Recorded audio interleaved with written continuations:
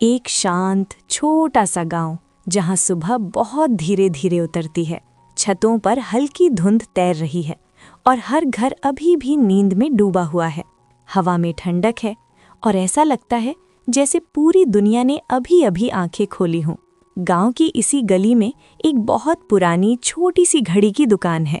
हर सुबह की तरह आज भी सबसे पहले उसके दरवाजे पर आते हैं एक बूढ़े घड़ी साज। उनके हाथ धीमे हैं मगर बहुत सधे हुए, जैसे वो सिर्फ दुकान नहीं बल्कि समय को खुद जगाने आए हों।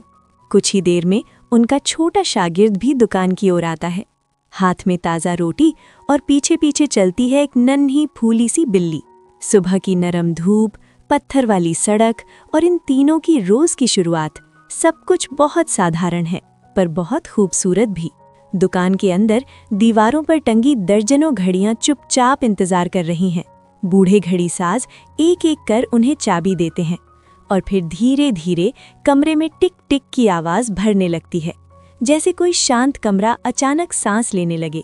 शागिर्द अपने काम में लग जाता है। वो छोटी छोटी गियर्स और स्प्रिंग्स को ध्यान से अलग करता है, हर पुर्जा अपनी जगह रखता है।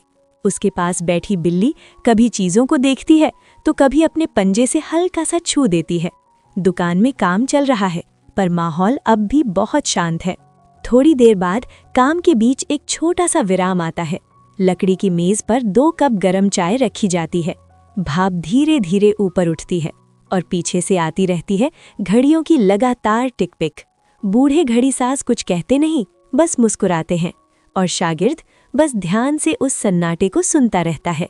फिर काम शुरू होता है, इस बार एक पुरानी जेब घड़ी के साथ। घड़ी साज उसे बहुत सावधानी से खोलते हैं। अंदर छोटे छोटे गियर्स, चक्के और स्प्रिंग्स चमकते हैं। ऐसा लगता है जैसे एक छोटी सी दुनिया उनके हाथों में खुल गई हो। वक्त का दिल धीरे धीरे सामने आ रहा हो। अब दोपहर हो चुकी है। दुकान की खिड़की से आती धूप हवा में तैरती धूल को सुनहरा बना रही है। शागिर्द कांच साफ कर रहा है और बिल्ली काउंटर पर आलस से लेटी हुई है।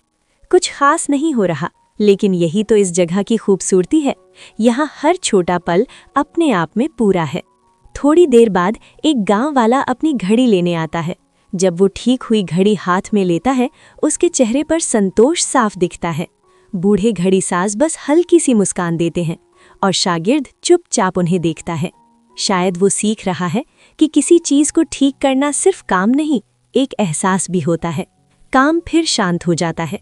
दुकान के एक कोने में बिल्ली गहरी नींद में सो रही है। उसके ऊपर झूलते पेंडुलम एक ही लय में आगे पीछे हो रहे हैं। कमरे में बस वही टिक टिक है और नींद जैसी शांति।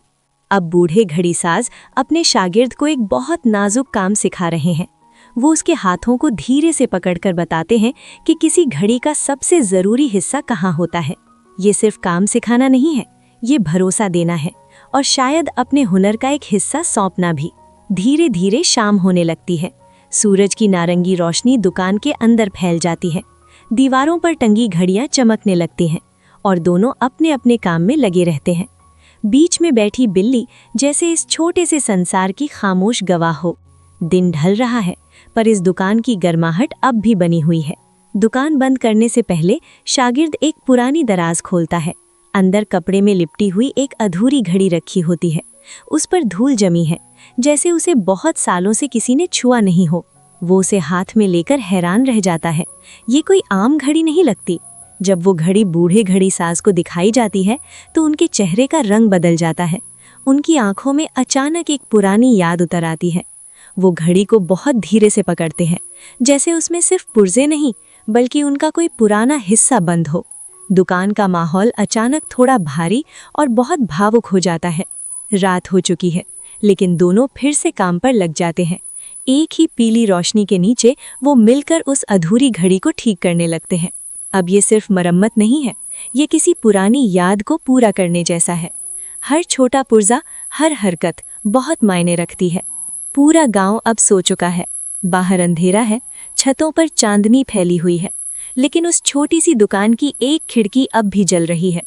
दूर से देखने पर वो रोशनी बहुत छोटी लगती है, पर उसके अंदर किसी अधूरी कहानी को फिर से जिया जा रहा है। और फिर वो पल आता है। घड़ी का पहिया घूमता है, सुई हिलती है और बहुत समय बाद उसमें फिर से टिक टिक शुरू हो जाती है। दोनों कुछ पल उसे बस देखते रहते हैं। बूढ़े घड़ीसाज की आंखों में राहत है और शागिर्द के चेहरे पर सच्ची खुशी, जैसे किसी ने सिर्फ घड़ी नहीं बल्कि एक पुरानी धड़कन वापस लौटा दी हो। काम खत्म होने के बाद दोनों ऊपर अपने छोटे से कमरे में जाते हैं। वहाँ एक साधारण सा खाना उनका इंतजार कर रहा है। गरम सूप, ताज़ी रोटी और दिन भर की थकान के बाद मिलने वाला सुकून। बिल्ली भी पास ही गोल होकर बैठ जाती है। बाहर रात है, अंदर घर जैसा अपनापन। रात और गहरी हो जाती है। शागिर्द अपने बिस्तर के पास एक छोटी सी ठीक की हुई घड़ी रखता है। कमरे में बहुत हल्की रोशनी है और बिल्ली पहले ही सो चुकी है। वो कुछ पल उस घड़ी को देखता है, फिर धीरे से लैंप बुझा देता है। अब कमरे में बस एक आवाज रह जाती है, धीमी सुकून भरी टिक टिक। और फिर सुबह एक बार फिर लौट आती है। गांव फिर से हल्की धुंध में जागने लगता है। दुकान के बाहर वही पुराना साइन बोर्ड हवा में हिल रहा है। सब कुछ फिर वैसा ही है, शांत, धीमा, सुंदर। लेकिन अब कुछ बदल चुका है। एक पुरानी घड़ी फिर से चल रही है और उसके साथ एक नई शुरुआत भी। कुछ कहानियां बहुत बड़ी नहीं होती, बस बहुत गहरी होती है। और कभी-कभी एक छोटी सी घड़ी की टिक टिक में भी पूरा दिल सुनाई दे जाता है।